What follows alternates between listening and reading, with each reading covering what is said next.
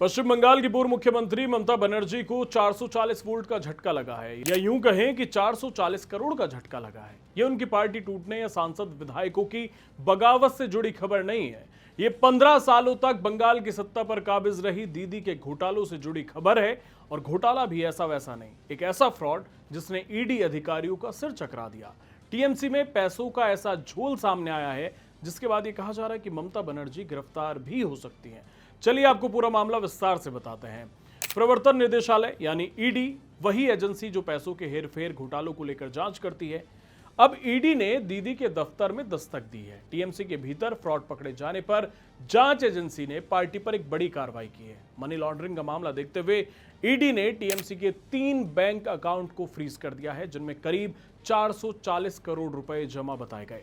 ED का दावा है कि जांच के दौरान ऐसे वित्तीय लेन देन सामने आए हैं जिनसे संदेह पैदा हुआ कि पार्टी के पैसों से लग्जरी जेट और हेलीकॉप्टर खरीदे गए। बाद में उन्हीं विमानों को किराए पर लेकर टीएमसी ने इस्तेमाल भी किया। ये पूरा मामला कोलकाता के एविएशन मैनेजमेंट और leasing company Carewell aviation India private limited का है, जहां पर ईडी ने छापेमारी की है। एजेंसी के मुताबिक ये कंपनी सितंबर 2021 में बनाई गई थी।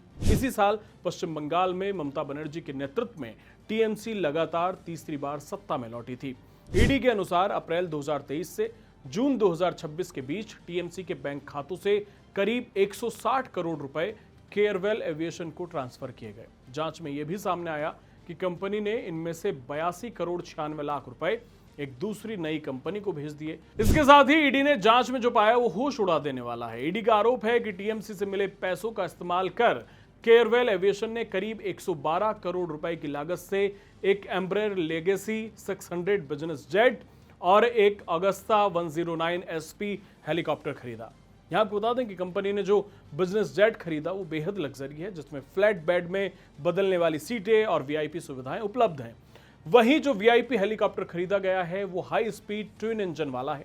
यानी आसान भाषा में कहें तो ममता बनर्जी ने अपने पार्टी फंड से एक कंपनी को महंगे जहाज और हेलीकॉप्टर खरीदने के लिए पैसे दिए और फिर खुद उसे किराए पर लेकर इस्तेमाल किया। क्या आप अपनी कार को खरीदकर फिर उसका किराया देंगे? ईडी को शक है कि टीएमसी का यह पूरा सिस्टम असली लेन देन को छिपाने और पार्टी के फंड को दूसरी जगह ट्रांसफर करने के उद्देश्य से बनाई गई।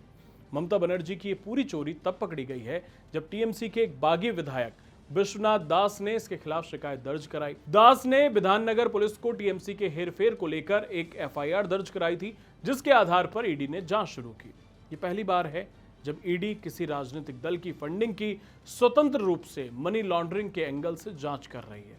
इससे पहले आम आदमी पार्टी के अकाउंट की जांच दिल्ली आबकारी नीति मामले के तहत की गई थी। फिलहाल ईडी की जांच का सबसे बड़ा सवाल यही है कि अगर विमान और हेलीकॉप्टर खरीदने के लिए धन पार्टी की ओर से दिया गया तो फिर उन्हीं विमानों के इस्तेमाल के लिए पार्टी को दोबारा किराया क्यों देना पड़ा। एजेंसी इसी वित्तीय मॉडल और पैसों के सोर्स की तह तक पहुंचने की कोशिश कर रही है और ईडी का ट्रैक रिकॉर्ड तो हम जानते ही हैं। एक सुराग मिला और ममता बनर्जी की सारी पोल पट्टी खुल गई और फिर उनको जेल की रोटी भी तोड़नी पड़ सकती है। ऐसा हमने केजरीवाल के केस में भी देखा था। बस फर्क इतना है कि केजरीवाल पहले गए फिर कुर्सी गई और ममता बनर्जी की कुर्सी जा चुकी है।